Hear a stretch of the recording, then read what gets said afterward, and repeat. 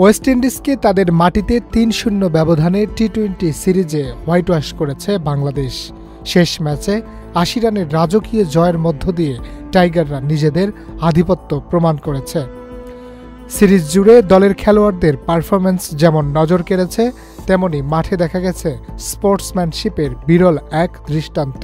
ম্যাচের ১৪তম ওভারে ঘটে এক মানবিক ঘটনা, যা গোটা ক্রিকেট দুনিয়ায় প্রশংসা কুড়িয়েছে। ওয়েস্ট ইন্ডিজের স্পিনার গোদাগেশ মতির করা প্রথম বলে জাকের আলী একটি স্লগ সুইপ করে সজোরে শট নেন। বলটি ধরার জন্য দৌড়ান ফিল্ডার ওবেদ ম্যাকয়, কিন্তু ক্যাচ ধরতে গিয়ে চোটে পড়েন ম্যাকয় এবং মাঠে বসে যন্ত্রণায় কাতরান।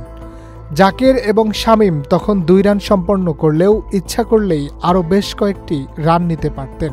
তবে ম্যাকয়ের চোট দেখে দুজনই দৌড় বন্ধ করে দেন এবং আর কোনো রান নেননি। বাংলাদেশের এই দৃষ্টান্তমূলক আচরণ নজর এড়ায়নি ক্রিকেট বিশ্বের। ওয়েস্ট ইন্ডিজের জনপ্রিয় ধারাভাষ্যকার ইয়ান বিশপ প্রশংসায় ভাসিয়েছেন জাকের আলী এবং শামীমকে। জাকের আলী এবং শামীমের এই ঘটনাকে তাৎক্ষণিকভাবে গ্রেট স্পোর্টসম্যানশিপ বলে আখ্যা দেন বিশপ। বাংলাদেশের কেউ এখন পর্যন্ত আইসিসি স্পিরিট অব ক্রিকেট পুরস্কার পাননি, তবে সদ্য সমাপ্ত ওয়েস্ট ইন্ডিজ সিরিজের শেষ 20তে জাকের আলী, শামীম হোসেনের স্পোর্টম্যানশিপে মুগ্ধ হয়েছেন ইয়ান bishop.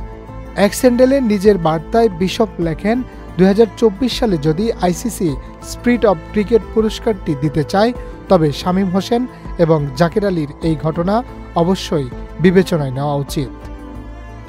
Harun Rashid, channel I.